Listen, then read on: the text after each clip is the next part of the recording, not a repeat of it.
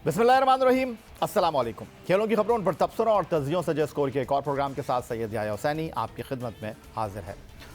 Pakistan cricket board Pakistan cricket के इंतज़ामी उमूर का ज़िम्मेदार है और पाकिस्तान क्रिकेट टीम की कारकर्दगी के साथ साथ पाकिस्तान के डोमेस्टिक क्रिकेट के हवाले से मौजूदा क्रिकेट बोर्ड ने जो कुछ तब्दीलियाँ की हैं, जो कुछ नई इस्लाहात की हैं, उस पर अब भी बात हो रही है, अब भी तहफ़्फ़ुज़ात मौजूद हैं। बिलख़ुसूस डोमेस्टिक क्रिकेट में डिपार्टमेंट क्रिकेट को बंद करने के हवाले से हर जगह बात हो रही है और क्रिकेटर्स के बेरोज़गार होने से सवालात उठ रहे हैं।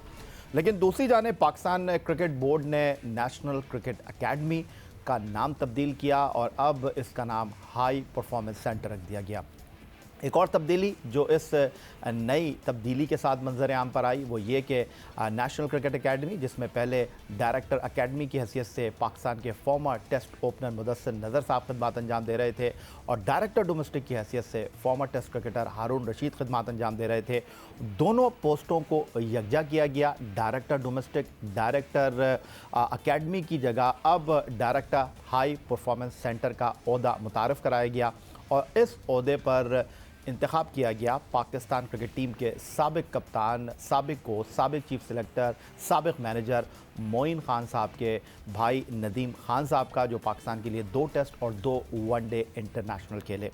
नदीम खान साहब ने आने के बाद नेशनल क्रिकेट अकेडमी, जिसका अब नया नाम हाई परफॉर्मेंस सेंटर है, जो जिम्मेदारियां संभाली हैं और जो काम किया है, आज उस हवाले से गुफ्तगू करेंगे और पाकिस्तान क्रिकेट में हाई परफॉर्मेंस सेंटर का किरदार क्या है, इस पर गुफ्तगू करेंगे। लाहौर से हमारे साथ मौजूद होंगे पाकिस्तान क्रिकेट बोर्ड के हाई परफॉर्मेंस सेंटर के डायरेक्टर नदीम खान साहब। उनके साथ हमें आज के शो में लंदन से ज्वाइन कर रहे हैं पाकिस्तान के टेस्ट ऑलराउंडर यासिर अरफात, जियो न्यूज़ के सीनियर तज्ज़ियाकार, क्रिकेट कॉरेस्पॉन्डेंट, पाकिस्तान के former test fast bowler Sikandar Bakht साहब भी आज के शो में हमारे साथ मौजूद होंगे और रोज़नामा जंग कराची के सीनियर क्रिकेट कॉरेस्पॉन्डेंट और मारूफ मायनाज तज्ज़ियाकार अब्दुल माजिद भट्टी भी इस गुफ्तगू में हमारे साथ मौजूद होंगे। सीधा चलेंगे जनाब लाहौर, जहां हमारे साथ वीडियो लिंक पर मौजूद हैं पाकिस्तान क्रिकेट बोर्ड के हाई परफॉर्मेंस सेंटर के डायरेक्टर नदीम खान साहब। नदीम खान साहब, खुशामदीद कहेंगे शो में आपको। और पहला आपसे जो सवाल मैं करने लगा हूँ वो यही है कि पाकिस्तान क्रिकेट बोर्ड ने आपको डायरेक्टर हाई परफॉर्मेंस सेंटर के ओहदे पर मुतारिफ़ कराया। पाकिस्तान क्रिकेट बोर्ड में जो नई इस्लाहत आई हाई परफॉर्मेंस सेंटर के हवाले से, मैं ये जानना चाहता हूँ, हमारे देखने वाले ये जानना चाहते हैं और उसके बाद जो हमारे पैनलिस्ट हैं वो डेफिनेटली आपसे सवाल भी करेंगे कि आप क्या अहदाफ लेकर आप पाकिस्तान क्रिकेट बोर्ड के हाई परफॉर्मेंस सेंटर में आए थे। पाकिस्तान क्रिकेट बोर्ड ने आपको क्या टास्क दिया था। If I am not wrong, June 2020 में आपने पाकिस्तान क्रिकेट बोर्ड की कश्ती में कदम रखा और अब करीबन 1 साल आपको होने को है। इस 1 साल के अरसे में जो टारगेट आपका था वो आप किस हद तक अचीव करने में कामयाब हुए? देखिए, एक तो पहली चीज़ कि इसको यकजा कर दिया गया डोमेस्टिक क्रिकेट को और अकेडमीज़ को। उसकी बेसिक वजह तो यही थी और यही टारगेट था कि जो प्लेयर डेवलप होते हैं वो थ्रू अकेडमीज़ और डोमेस्टिक क्रिकेट होते हैं। तो इसको एक जगह यकजा कर दिया जाए ताकि जो है उसमें कोई अभाव ना रहे। और अक्सर ऐसा देखा कि जो हमारा टैलेंट जो अकेडमीज़ ग्रूम करती थी वो डोमेस्टिक क्रिकेट में जगह नहीं बना पाते थे और जिसकी वजह से वो काफ़ी जो इन्वेस्टमेंट हुई भी होती थी वो ज़ाया हो जाती थी। तो एक तो ये सबसे बड़ी वजह थी कि जो भी प्लेयर्स इन लाइन हैं जिनको ग्रूम किया जा रहा है वो डोमेस्टिक का पार्ट हो और ताकि खेल के अपने खेल को और निखार के पाकिस्तान टीम के लिए सिलेक्ट हो। तो वजह तो उसकी ये थी।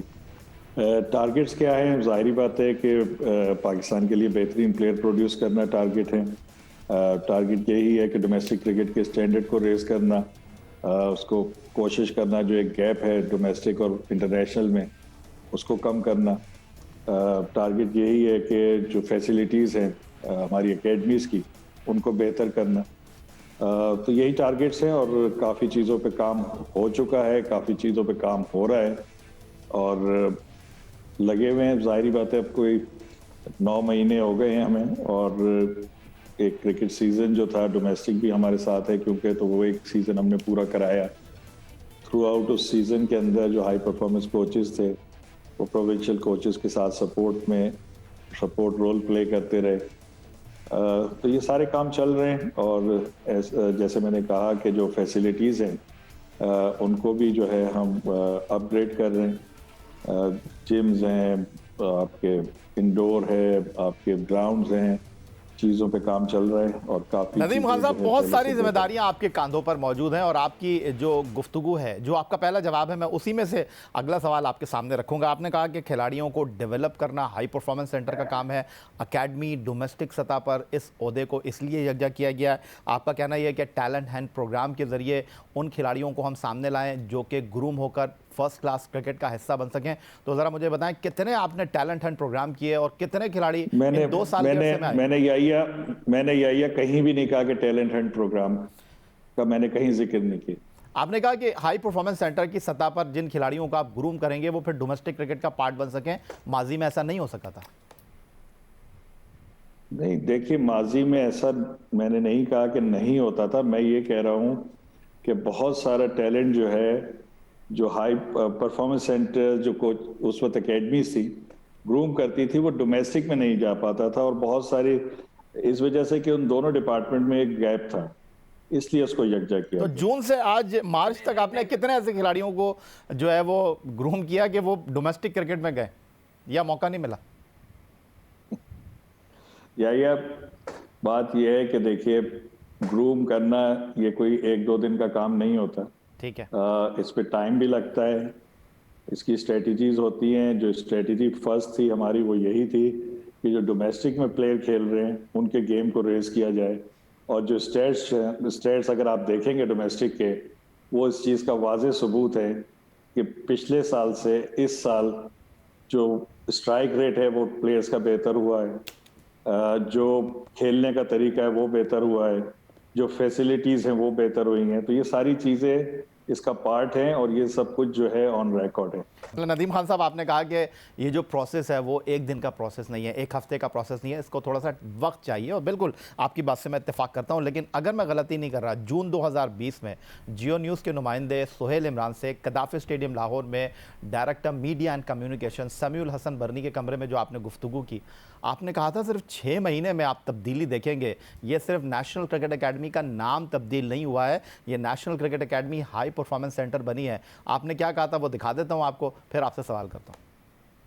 नाम ही चेंज हुआ है अभी तो, क्योंकि काम तो शुरू ही नहीं हुआ तो आपको अभी नज़र नहीं आएगा। लेकिन जो हमारे प्लान्स हैं, डेफिनेटली आपको विद इन नेक्स्ट 6 मंथ्स आपको बहुत बड़ा डिफरेंस नज़र आएगा ना। फिर आप बिल्कुल ऐसा लगेगा कि सिर्फ नाम तब्दील नहीं हुआ और बहुत सारी चीज़ें तब्दील हुई हैं।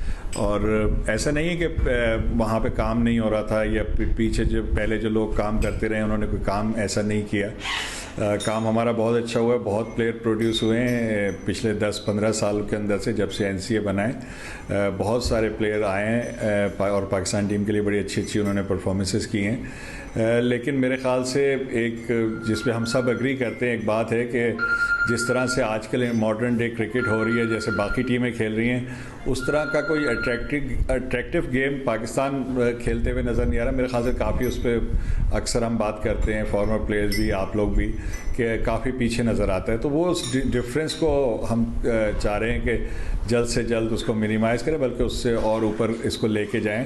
क्योंकि पाकिस्तान ने हमेशा, जब से पाकिस्तान को टेस्ट स्टेटस मिला है, पाकिस्तान की परफॉर्मेंसेस इंटरनेशनल क्रिकेट में बहुत अच्छी हैं।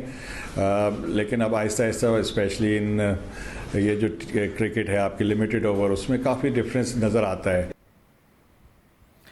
नदीम खान साहब, ये जो आपने कहा कि 6 महीने में हमें तब्दीली नज़र आएगी, नेशनल क्रिकेट एकेडमी का नाम हाई परफॉर्मेंस सेंटर अब हुआ है, तो सिर्फ नाम तब्दील नहीं हुआ। तो आप ही बता दीजिए कि 6 महीने में क्या तब्दीली आई, क्या हमें डिफरेंट होता हुआ दिखाई दिया? देखिए, जो मैं बात कर रहा था, जो आपने मेरी क्लिप दिखाई है 6 महीने पुरानी, बल्कि ज़्यादा पुरानी है, वो 6 महीने से भी ज़्यादा हो गई। उसमें मैं यही बात कर रहा था कि वाइट बॉल क्रिकेट में जो हमारे प्लेयर्स का स्ट्राइक रेट है, वो देख लीजिए आप, डोमेस्टिक में वो डेफिनेटली बेहतर हुआ है। वही मैं आपको कह रहा था कि जो स्टैट्स हैं वो दुनिया की, जो हमारा नेशनल T20 हुआ था, उसके स्टैट्स को आप दुनिया की किसी भी लीग से मैच कर सकते हैं। तो वो हमारे डेफिनेटली खेलने का तरीका बेहतर हुआ है और इंशाल्लाह और बेहतर होगा। ये तो है प्लेयर डेवलपमेंट की तरफ। जहाँ तक दूसरी बात है, आपके जो जिम हैं वो सारे दोनों कराची और लाहौर के रिफर्बिश हो रहे हैं, और इंशाल्लाह आप देखिएगा कि 5 to 6 वीक्स, क्योंकि ऑलरेडी ऑर्डर कर दिया है, उसका टाइम होता है, तो वो रिफर्बिश हो जाएंगे। जो पिचेस का स्टैंडर्ड था थ्रू आउट द सीजन, ये पहली दफ़ा है कि जो स्पिनर ने और फास्ट बॉलर ने एक ही तनासब से विकेट लिए हैं, दोनों ने 50-50%, ये भी ऑन रिकॉर्ड है। और इसके बावजूद जहां बॉलर्स को फ़ायदा हुआ है, स्पिनर और फास्ट बॉलर को एक जैसा फ़ायदा हुआ है, वहाँ बैटिंग के भी रिकॉर्ड्स बने हैं जो कि ऑन रिकॉर्ड हैं। तो ये चीज़ें ज़ाहिरी बातें तब्दील हुई हैं, बेहतर हुई हैं। तो यही बात मैंने पहले भी की थी और मैं अब दोबारा कर रहा हूँ, लेकिन एक बात बिल्कुल तय है कि हमेशा बेहतरी की गुंजाइश रहती है। हमने काम शुरू किया है और काम आगे और बढ़ेगा, इंशाल्लाह और बेहतर होगा। ठीक है नदीम खान साहब, मुझे मेरे सवाल का जवाब नहीं मिला। आपने पर्टिकुलर पाकिस्तान क्रिकेट टीम की कारकर्दगी के हवाले से बात की, लेकिन बहरहाल इस सवाल को आगे लेकर चलते हैं। सिकंदर बख्श साहब को भी मैंने गुफ्तगू का हिस्सा बना लेते हैं। क्रिकेट की कारकर्दगी की बात नहीं की, मैंने डोमेस्टिक की बात की, जो मेरा डोमेन है। आपने सर चले अच्छा, मैं सिकंदर बख्श के पास जाने से पहले मैं नदीम खान, चूंकि डोमेस्टिक क्रिकेट आपका डोमेन है, तो बराह रास्त उसी सवाल पे आ रहा हूँ। अभी शर्जील खान की पाकिस्तान टीम में वापसी पर बहुत ज़्यादा डिबेट हो रही है। अभी थोड़ी देर पहले मिसबाह उल हक प्रेस कॉन्फ्रेंस कर रहे थे, उन्होंने कहा कि अब हमने तय कर लिया कि जिस प्लेयर को बेहतर करना होगा उसको हम हाई परफॉर्मेंस सेंटर भेजेंगे। लेकिन शर्जील खान जिस फिटनेस के साथ डोमेस्टिक क्रिकेट खेलते रहे, ये तो फिर एक फेलियर था ना, कि अगर ये हमारा फिटनेस स्टैंडर्ड है और हमने फिटनेस पर इस तरह कॉम्प्रोमाइज़ किया, तो ये फिर मेरे ख्याल में ये तो फिर डायरेक्ट आप ही का डिपार्टमेंट था। इस बारे में क्या कहेंगे? देखिए, मेरे थोड़ा सा मैं आपको इस पे बता दूं कि देखिए, हम हमेशा फिटनेस की बात करते हैं और जो कि बड़ी इंपॉर्टेंट है, ऐसा नहीं है कि इम्पॉर्टेंट नहीं है। अगर देखें आपने कंसिस्टेंटली परफॉर्मेंस करनी है तो डेफिनेटली आपको स्किल के साथ फिटनेस की सख्त ज़रूरत है। कुछ केसेस में कुछ आपकी डेफिशिएंसी होती है, हर कंट्री में होती हैं। हमारे यहाँ ये डेफिशिएंसी है कि हमें ओपनिंग में इस तरह के बैट्समैन नहीं मिल रहे जिनका 140 और 150 का स्ट्राइक रेट हो। तो कुछ चीज़ें होती है जहाँ पे आप स्किल को ज़्यादा, मेरे ख्याल से सिलेक्टर्स ने यहाँ पे स्किल को ज़्यादा जो है वैल्यू की है और फिटनेस का थोड़ा सा कम है। क्योंकि at the end of the day जब सिलेक्शन होती है तो अब कोशिश यही होती है कि उन प्लेयर को सिलेक्ट किया जाए जो मैच जिता सकें। तो मेरे ख्याल से शायद शर्जील की जो परफॉर्मेंसेस हैं वो उसकी फिटनेस पे हावी आई और उसकी वजह से उसकी सिलेक्शन हुई।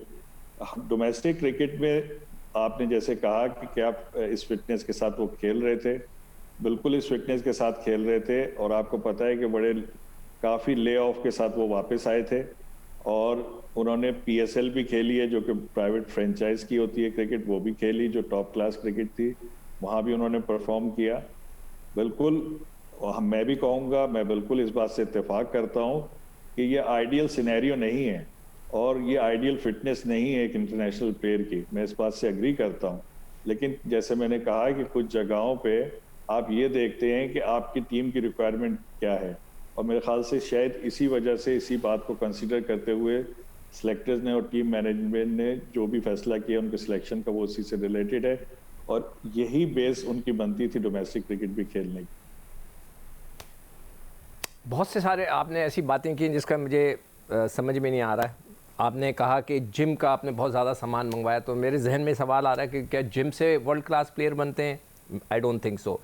आपने कहा कि जी वर्ल्ड क्लास क्रिकेटर्स जो है प्रोड्यूस जो है हाई परफॉर्मेंस से होंगे, कभी भी नहीं होंगे, ठीक है जी। और आपने कहा हमने बहुत फैसिलिटीज़ बढ़ाई हैं, आपने सबसे बड़ी फैसिलिटी जो है जो रोज़ी थी लोगों की वो ख़त्म करा दी है। मगर मेरा सवाल ये है, आपने कहा जी टैलेंट वेस्ट हो जाता था, आप मुझे बता सकते हैं कि ये टैलेंट कैसे वेस्ट होता था? कौन उसको नहीं खिलाता था? वो कौन सा टैलेंट था जो कि पाकिस्तान की क्रिकेट की नेशनल एकेडमी बनाती थी और 16 डिपार्टमेंट थे, कोई उस शख्स को नहीं लेता था? वो कौन सा क्रिकेटर था? मुझे एक दो के नाम बता दें कि ये बहुत टैलेंटेड थे और उनको वेस्ट कर दिया गया, किसी डिपार्टमेंट ने नहीं लिया। आप भी डिपार्टमेंट से खेलें, मैं 25 साल खेला हूँ, मुझे ये पता है कि हम जितना कम्पिटिटिव हम होते थे डिपार्टमेंट में, अब क्रिकेट आपने सिर्फ PCB के अंडर में कर दी है, सिर्फ PCB कंट्रोल करता है, कोई उसको लुक आफ्टर नहीं करता। तो मुझे प्लीज़ बताइएगा कि वेस्ट ऑफ टैलेंट कहाँ हुआ है और कौन थे जो वेस्ट हो गए। देखिए सिकंदर भाई, अंडर 19 जो एज ग्रुप होता था ना, वो हाई परफॉर्मेंस में उनकी ट्रेनिंग होती थी, जो एनसीए कहलाता था। पाकिस्तान अंडर 19 की टीम्स जो बनती थी, उसकी सिलेक्शन, उसकी ग्रूमिंग, उसकी डेवलपमेंट के एनसीए करता था। और बहुत सारे प्लेयर, एक प्लेयर का नाम मैं नहीं लूंगा, लेकिन बहुत सारे प्लेयर हैं, अगर चाहेंगे तो मैं 2-3 के नाम भी बता दूंगा, कि जो पाकिस्तान अंडर 19 से खेले, और जो कि मैं पर्सनली ये समझता हूं कि अगर कोई पाकिस्तान को रिप्रेजेंट करता है एक लेवल पे, वो यकीनन अच्छा होता है, लेकिन उनकी जो इंटीग्रेशन नहीं हो सकी फर्स्ट क्लास क्रिकेट में। ऐसा बहुत हुआ है, और इस बात की डिबेट हमेशा होती रहती है, और इस बात पे हमेशा ये सजेशंस भी आती हैं कि मैंने एक ज़माने में 2 साल पहले 3 साल पहले ये सजेशन दी थी क्रिकेट बोर्ड को, जो उन्होंने नहीं सुनी, एक कान से सुनी दूसरे कान से उड़ा दी, हमारी बातें कोई सुनता नहीं। मैंने ये कहा था कि आपके अंडर 19 के जो आप टीम बनाते हैं, आप उसको बी ग्रेड, जो ग्रेड 2 टूर्नामेंट होता है, आप अपनी अंडर 19 की टीम उसमें डाल दिया करें। उससे आपके लड़के आप ही के हाथ में होंगे, आप उनको इम्प्रूव करता हुआ बलता पड़ता देखेंगे। और जैसे कि आप PSL में देखते हैं, कोई लड़का अच्छा परफॉर्मेंस करता है, उसको पाकिस्तान उठा लेता है, इसी तरह अगर वहाँ पर वो अच्छी परफॉर्मेंस देते हैं तो डिपार्टमेंट उठा लेते हैं। आप लोगों ने अंडर 19 की टीम को खुद आप लोगों ने ज़ाया किया है। आपको चाहिए था कि अंडर 19 की एक टीम ग्रेड 2 में खिलाते। ये सिकंदर भाई आपकी सजेशन है, इसके अलावा और भी सजेशंस हैं, अंडर 23 क्रिकेट की भी सजेशंस हैं। तो इस दफ़ा जो वर्ल्ड कप में टीम गई थी, उसके जो 12 प्लेयर थे वो आपके डोमेस्टिक का पार्ट थे, वो सेकंड टीम और फर्स्ट टीम से खेल रहे थे। तो हमने ये कोशिश की है कि जो पाकिस्तान से अंडर 19 खेलते हैं उनको इंटीग्रेट किया जाए डोमेस्टिक क्रिकेट के अंदर। और जिसका मैं आपको बता रहा हूँ कि इस दफ़ा 12 प्लेयर थे, और जो 2 प्लेयर नहीं थे वो पाकिस्तान टीम में थे। उसमें वो एक तो हैदर अली, वो चले गए थे पाकिस्तान टीम में, और एक मेरे ख्याल से रोहेल। बाकी सारे के सारे प्लेयर्स जो थे उनको हमने इंटीग्रेट किया था डोमेस्टिक क्रिकेट के अंदर। यासिर अरफात साहब, क्या कहेंगे आप?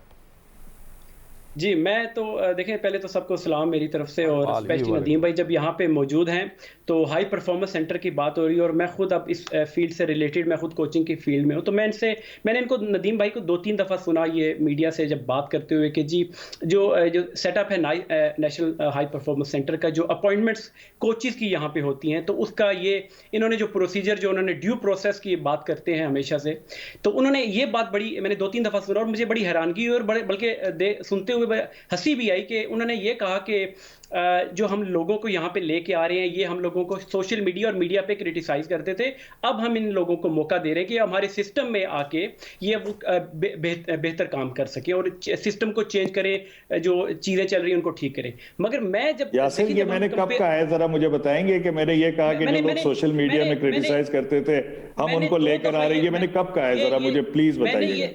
नदीम भाई मैंने 2 दफा सुना, और ये आपके जो सामने पैनल पे लोग बैठे हैं, नहीं, मैंने आपने कहां से सुना है, मुझे जरा एग्जैक्टली बताइएगा। ऐसी बात मैं कभी नहीं करता। ये लोग जो बैठे हुए ना आपके साथ प्रोग्राम में, ये मेरे साथ 8 साल इन्होंने जियो पे काम किया, मैं इस तरह से कभी बात नहीं करता। मैंने कभी किसी के ऊपर ये नहीं कहा कि सोशल मीडिया में जो हमें क्रिटिसाइज करते थे हम उनको लेकर आए। हमने तो आपको भी ऑफर दी थी। मेरी पूरी बात सुन लें, मैंने नहीं, आप पहले गलत से नहीं शुरू करें ना, मैंने ऐसी बात कभी की नहीं है। कोई गलत बात आप क्यों कह रहे हैं मेरे ऊपर ऐसी बात क्यों कह रहे हैं जो मैं करता ही नहीं हूँ?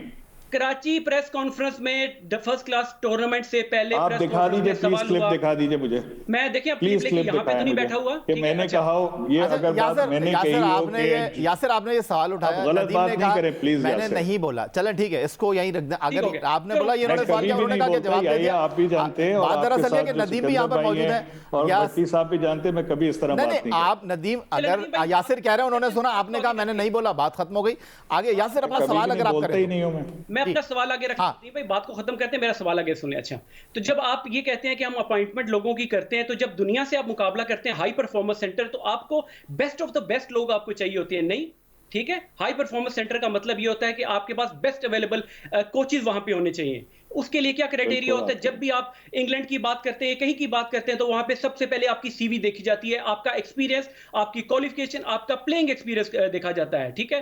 तो उसमें मैं अपनी बात करता हूं, मैंने इस सेटअप के लिए जब मैंने अप्लाई किया, एप्लीकेशन दी, तो मुझे एक कर्टेसी ईमेल या कॉल तक नहीं आई। मैं आपको अपना क्राइटेरिया बताता हूं, मैं पाकिस्तान के टेस्ट क्रिकेटर्स में हाईएस्ट क्वालिफाइड कोच हूं, लेवल 4 अभी ईसीबी से कर रहा हूं। ये वो लेवल 2 वो नहीं है जो 2 दिन में या 1 हफ्ते में होता है, ये लेवल 4 में कर रहा हूं, ठीक है? मैं करंट प्लेयर हूं जो रीसेंट फॉर्मेट जो खेल के अभी रिटायर्ड हुआ है।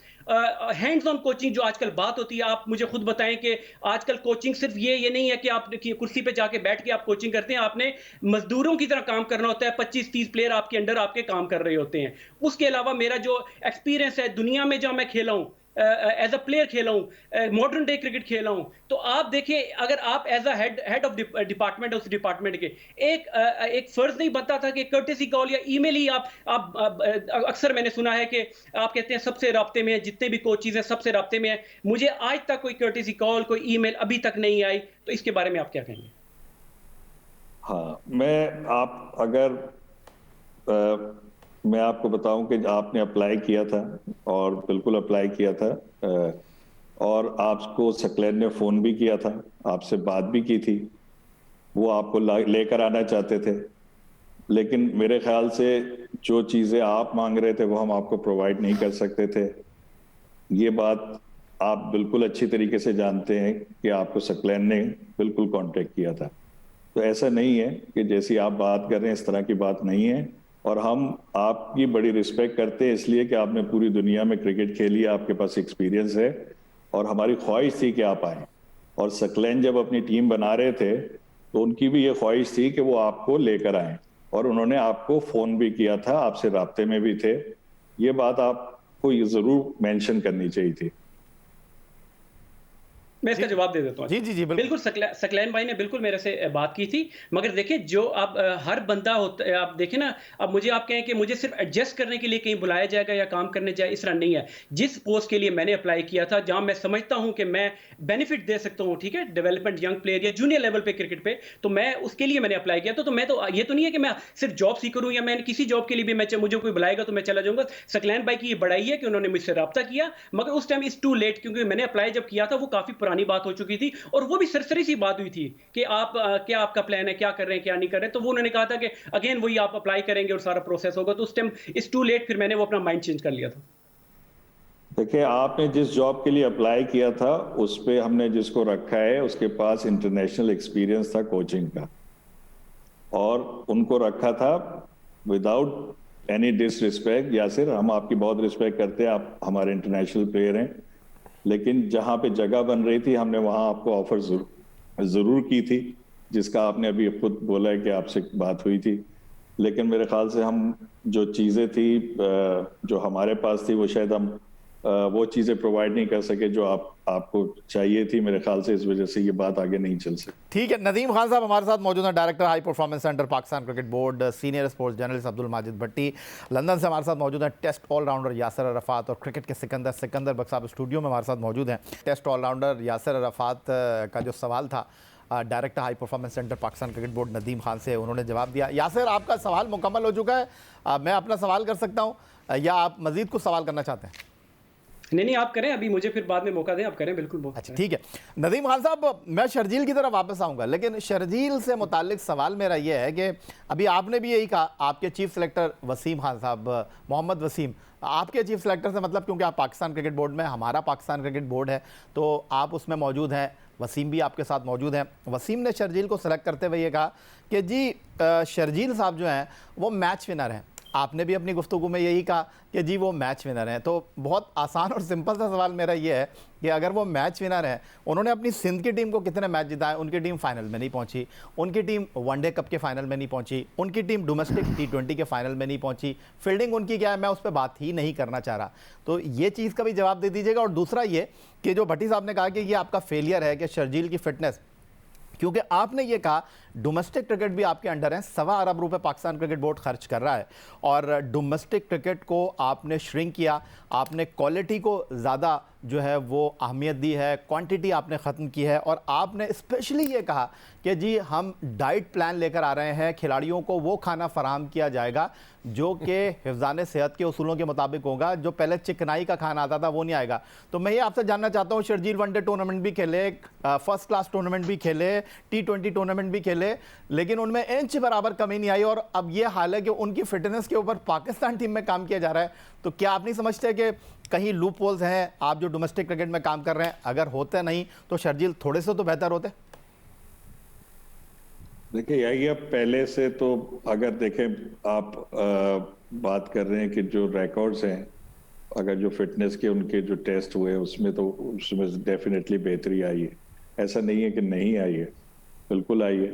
और जहाँ तक आप खानों की बात कर रहे हैं, देखिए हमने वैसे भी बजट बढ़ाया था खानों का डोमेस्टिक क्रिकेट के अंदर, और हाई परफॉर्मेंस के अंदर भी खाने का बिल्कुल मेन्यू चेंज हो चुके हैं, और खाने पे बिल्कुल हम तवज्जो दे रहे हैं क्योंकि ये पार्ट है देखिए फिटनेस के लिए।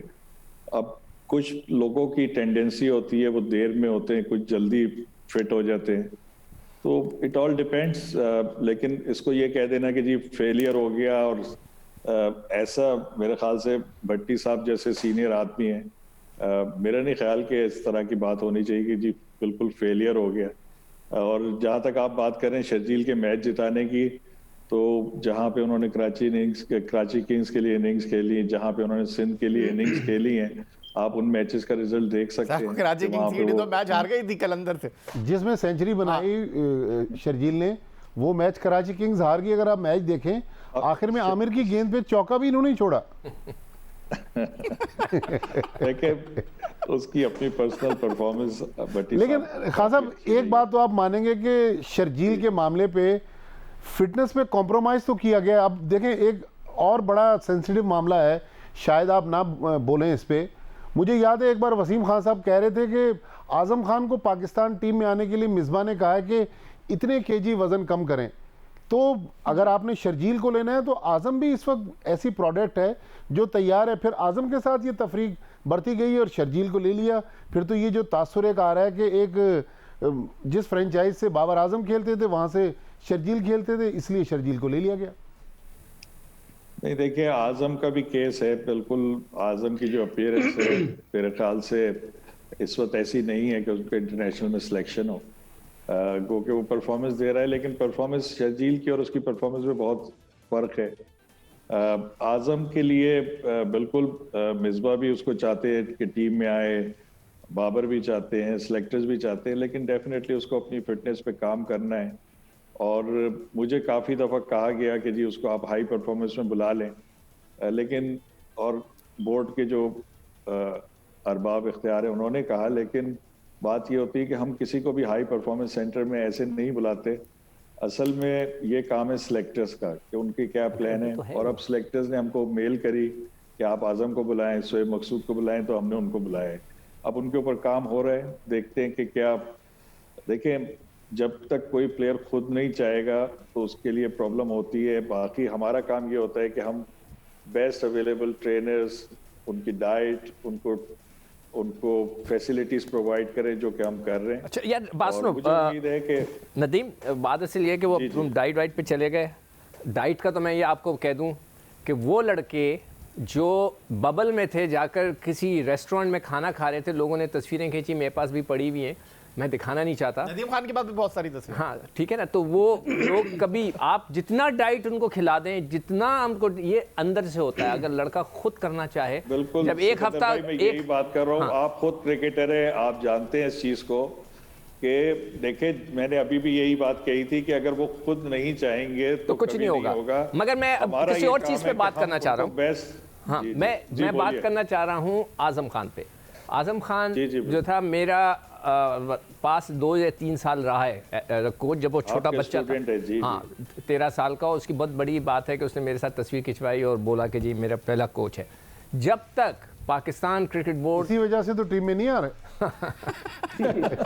हो सकता है कयामत की निशानी होगी जो आपने बोला है। जब तक क्रिकेट देखो नदीम, जब तक आप उसको विकेट कीपिंग नहीं कराएंगे, लोगों को नहीं दिखाएंगे कि ये विकेट कीपर है। मैं उसको खुद बचपन से जानता हूँ, he is a brilliant wicket keeper. वो इतना सेहतमंद है मगर उसके बावजूद उसमें बहुत फिटनेस का बहुत अच्छा वो कीपर है। आप लोग उसको कीपिंग करवाएं।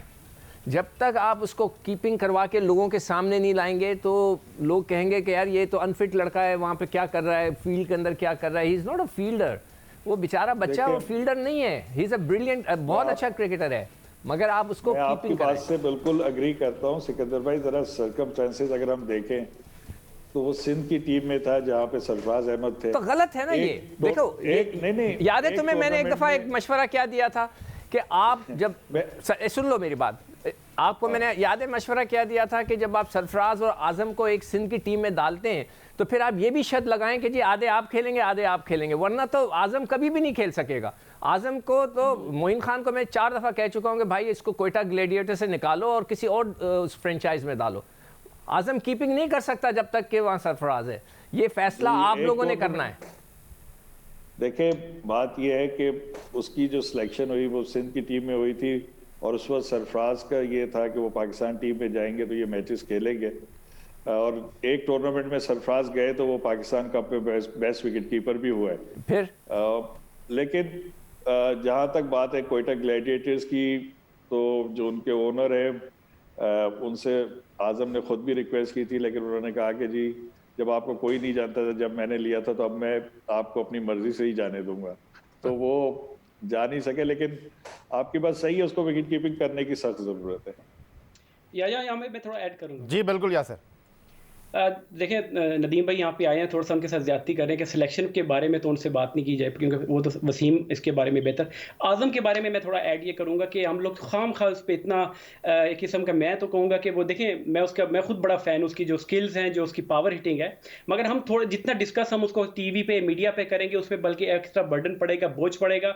अभी उसको क्रिकेट खेलने दें, फर्स्ट क्लास क्रिकेट खेलने दें, उसके बाद जाके ये डिसाइड करेंगे वो पाकिस्तान के लिए खेलेगा कि नहीं। अभी इसके लिए बहुत जल्दी है, और अगर अभी इसको सिलेक्ट किया गया 1-2 इनिंग्सों के बाद अगर वो फ्लॉप हो गया तो ये हमेशा के लिए उसका कैरियर खत्म हो जाएगा। अभी उसको खेलने दें, उसकी फिटनेस ऑब्वियसली जिस तरह वो ट्रेनिंग कर रहा है इंडिविजुअल वो करेगा, अगर अपने आप को बेहतर कर सकता है वो इंडिविजुअल, वो खुद अपने आप को बेहतर कर सकता है। जी भट्टी साहब कुछ कहना? अच्छा खान साहब, जो सबसे एक मेन चीज़ है, आप खुद भी क्लब क्रिकेट खेले, फर्स्ट क्लास क्रिकेट, फिर पाकिस्तान टीम में आए।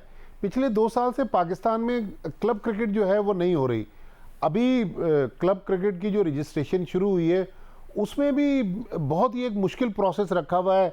3 कैटेगरीज आपने क्लब क्रिकेट में जो रजिस्ट्रेशन की रखी है, उसमें खान साहब सुनने में आ रहा है कि ये तो जाहिर है आपसे पहले के सारे बनाए हुए कवानीन थे, जो उसूल ज़वाबित थे, आप उनको डिफेंड कर रहे हैं पिछले कई महीनों से।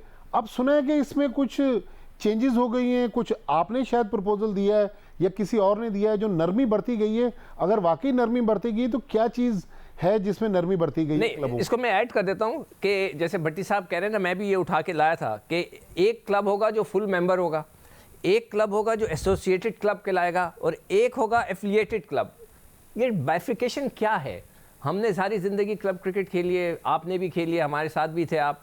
ये क्या बाइफिकेशन है? फुल मेंबरशिप, एसोसिएट क्लब और एफिलिएटेड क्लब। जी सिकंदर भाई, देखिए एक तो पहली चीज़ ये है कि अनफॉर्चुनेटली 2 साल से क्लब क्रिकेट नहीं हुई, जो कि मेरे जैसे बंदे को जो खेला ही क्लब क्रिकेट है, हमने तो इंटरनेशनल बहुत थोड़ी सी खेली है। तो क्लब क्रिकेट जो है ना होना, मुझे बहुत इसका पर्सनली मैं इसको फील करता था। इसी वजह से हमने रजिस्ट्रेशन शुरू करी जल्द से जल्द। मेरी कोशिश थी कि मैं इसको रजिस्ट्रेशन जैसे ही डोमेस्टिक से फारिग हूँ रजिस्ट्रेशन के प्रोसेस को शुरू करूँ, ताकि क्लब क्रिकेट जो बच्चे 2 साल से नहीं खेल रहे वो खेलें। ये हमारी जिम्मेदारी नहीं थी, ये असल में क्रिकेट एसोसिएशन ने रजिस्ट्रेशन करनी थी। हमने और जुनेद ने तो अपना 3-3, 4-4 घंटे रोज का काम बढ़ा लिया है, लेकिन इम्पोर्टेंट था क्योंकि प्लेयर्स को खेलना। अब मैं थोड़ा सा कैटेगरीज के बारे में बता दूं कि देखिए इसमें हमेशा से ये रहा है कि वोटिंग क्लब्स जो हैं उनकी बड़ी से रहती है और उनकी सिलेक्शन में भी बड़ी से होती थी।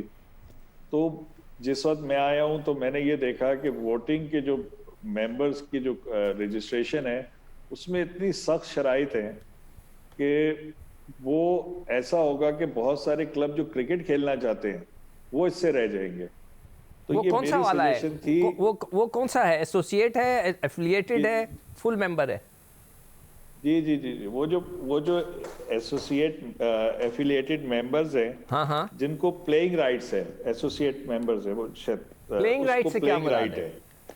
प्लेइंग मतलब राइट आपके पास 18 लड़के हो, आप टीम बनाए और खेलें, सर यही है? बिल्कुल एक बेसिक सी रिक्वायरमेंट, ताकि जो बच्चे क्रिकेट खेलना चाहते हैं और मेन स्ट्रीम में खेलना चाहते हैं उनको प्रॉब्लम ना हो, क्योंकि लड़ाई तो हमेशा से आपको पता है वोटिंग राइट क्लब की रही है। तो हमने एक नई कैटेगरी इसलिए निकाली थी कि एक आसान शराइत पे कि सिर्फ 18 लड़के हों और उनके 3 ऑफिशियल हों, उनकी रजिस्ट्रेशन हो जाए और वो बच्चे मेन स्ट्रीम में क्रिकेट खेल सकें, क्योंकि क्लब क्रिकेट खेले बगैर आपकी सिलेक्शन किसी भी लेवल पे होना बड़ा मुश्किल है। यानी कि एफिलिएटेड क्लब का बंदा जो है नहीं, अच्छा हम 1 बाय 1 चलते हैं। एफिलिएटेड क्लब का बंदा जो है वोटिंग नहीं कर सकता? नहीं, वोटिंग राइट अच्छा, खत्म हो गया। अच्छा, एसोसिएटेड क्लब क्या है? उसके पास सर ये कि एक वोट का राइट है, और उसको हमने ये कहा कि अगर कोई शख्स जिसके पास वोटिंग राइट हो, यकीनन वो पॉलिटिक्स में हिस्सा लेगा, जो भी सीसीएस बनेंगी, तो उसको पहले अपना क्लब सही से चलाना चाहिए। जो शराइत रखी गई हैं उसमें ये है कि वो रेगुलर बेसिस पे प्रैक्टिस करता हो, उनके पास एक क्वालिफाइड कोच हो, और उनके बाकायदा इलेक्शंस और चीजें चलती हो। देखिए, कोई क्लब है जो प्रैक्टिस ही नहीं करता और उसके बाद वोटिंग राइट है, जो अपना क्लब सही से नहीं चलाता, मैं और आप कब चाहेंगे कि वो ठीक है, मैं समझ गया आप क्या कहना चाह रहे हो, पॉलिटिक्स में आए। ओके, ठीक है जी, मैं समझ गया आप क्या कह रहे हो, ठीक है। हाँ, अब तीसरा जो है वो फुल मेंबर क्लब है, जिनको हम प्रमोट कर रहे हैं, जिनके पास ग्राउंड है। और बहुत सारे ऐसे लोग हैं जिनको आप भी जानते हैं और मैं भी जानता हूं कि जो क्लब चला रहे थे और उनके पास वसाइल भी हैं, लेकिन वो ग्राउंड नहीं बना रहे थे बच्चों के खेलने के लिए। तो हमने एक नई मेंबरशिप निकाली है जिसमें उनके पास ग्राउंड हो, उनके पास फैसिलिटीज हो, ताकि वो प्रॉपर तरीके से बच्चे खेल सकें। बहुत सारे लोगों को आप जानते हैं कि जिनके पास वसाइल हैं, लेकिन अच्छा, इनको फायदा क्या होगा अगर सपोज करें नदीम फुल मेंबर है और उसके पास ग्राउंड है, सारी facilities as per your specs हैं, तो उसको फायदा क्या होगा? सर, इसका असल में देखें, जो बेसिकली हम ये लॉन्ग टर्म की प्लानिंग है वो ये है कि देखिए, हम ना चाहते हैं बच्चे ओपन ट्रायल्स में ना आए। देखिए, जिनके पास ग्राउंड्स होंगे हम उनको आगे बोलेंगे कि आप अपनी जूनियर टीम्स बनाएं, ताकि हम जूनियर टीम्स की भी क्लब क्रिकेट कराएं जैसे कि दुनिया में होती है, ताकि बच्चे ओपन ट्रायल में ना जाएं। देखिए, 2-2, 3-3 बॉलों पे सिकंदर भाई बहुत ज्यादती होती रही है बच्चों के साथ, कि 3 बॉलों पे सिलेक्शन और 3 बॉलों पे रिजेक्शन। तो हमारी ये कोशिश है कि आज वो कल्चर डेवलप करें, जो कि मुझे पता है कि टाइम लगेगा, लेकिन उनकी जूनियर टीम्स होंगी, उनके टूर्नामेंट्स होंगे, थ्रू परफॉर्मेंस प्लेयर्स आया करेंगे। तो जो यंग टैलेंट होगा वो उन क्लब में अट्रैक्ट करेंगे उन यंग टैलेंट को जिनके पास ग्राउंड होगा, ताकि उनकी जूनियर टीम्स होंगी और उनके टूर्नामेंट होंगे। तो ये बेसिकली हम उस तरफ ले जाने की कोशिश कर रहे हैं। दूसरी बात ये है कि जिनके पास ग्राउंड होंगे सिकंदर भाई, वो क्लब सेल्फ सस्टेनेबल होंगे, जो सस्टेन करेंगे, और वो सॉलिड क्लब होंगे। तो ये बड़ा इंपॉर्टेंट है। तो हमारी कोशिश है कि प्राइवेट सेक्टर से लोग इसमें आए और आके ग्राउंड डेवलप करें और अपना क्लब चलाएं। अच्छा खान साहब, इसमें कहाँ नरमी, शराइत में कुछ नरमी की जा रही है सुना है? भट्टी साहब, हमने 1 साल के लिए इन सब शराइत से हटाकर उनको कहा है कि आप रजिस्ट्रेशन कराएं, और जो पहला वोटिंग राइट है हम उन क्लब को देंगे जो कि फजल महमूद खेले थे, पिछला वाला और उससे पिछला वाला, दोनों में से एक भी कोई खेले हो। वो इसलिए कि वो जो क्लब हैं वो बोनाफाइड क्लब्स हैं, वो हमेशा से क्रिकेट खेलते रहे हैं, इसी वजह से वो फजल महमूद भी उनको खेलने के लिए उन्होंने क्वालिफाई किया था। तो शुरू में हमने वोटिंग राइट सिर्फ इस पे रख दिया है 1 साल के लिए, और बाकी जो क्लब जितने भी रजिस्टर होंगे उनको 1 साल तक हम देखेंगे, टाइम पीरियड देंगे कि जो फैसिलिटीज जो आइन के अंदर मौजूद हैं, क्राइटेरियाज वो पूरे करेंगे, तो उसके बाद उनको वोटिंग राइट्स दे देंगे। नदीम साहब, तो मैं एक साल तक के लिए उनको रिलैक्सेशन हमने जो है तीनों कैटेगरीज करके बीओजी से दिलवाई है। आपका बहुत शुक्रिया। Director high performance centre Pakistan cricket board Nadeem Khan साहब हमारे साथ मौजूद थे। Test fast bowler Sikandar Bakht साहब हमारे साथ मौजूद थे। सीनियर स्पोर्ट्स जर्नलिस्ट रोज़नामा जंग कराची के क्रिकेट कॉरेस्पॉन्डेंट अब्दुल माजिद भट्टी साहब हमारे साथ मौजूद थे। और टेस्ट ऑलराउंडर यासिर अराफात साहब ने लंदन से हमें ज्वाइन किया। आप तमाम लोगों का बहुत शुक्रिया। और जनाब सवालात तो बहुत थे, लेकिन आप किस हद तक इस गुफ्तगू से जो है वो जनाब मुतमईन है, या आपको लगता है कि आपको आपके सवालों के जवाब नहीं मिले, या आपको लगता है कि हमने बहुत सारे सवालात नहीं किए और आपको लगता है कि नदीम खान साहब ने हमारे सवालों के जवाब नहीं दिए? आपकी राय का इंतज़ार करूँगा score@jio.tv पर। ट्विटर पर आप मुझे फॉलो कर सकते हैं, कि फेसबुक पर हमारा पेज score.jio न्यूज़, जहाँ जाकर आप इस प्रोग्राम के क्लिप्स एक बार फिर देख सकते हैं, इस उम्मीद, इस तवक्को, इस दुआ के साथ कि पाकिस्तान में खेल और खिलाड़ी तरक्की करते रहें। सैयद याहिया हुसैनी को स्कोर की पूरी टीम के साथ अगले प्रोग्राम तक के लिए इजाज़त दीजिए। अल्लाह हाफ़िज़।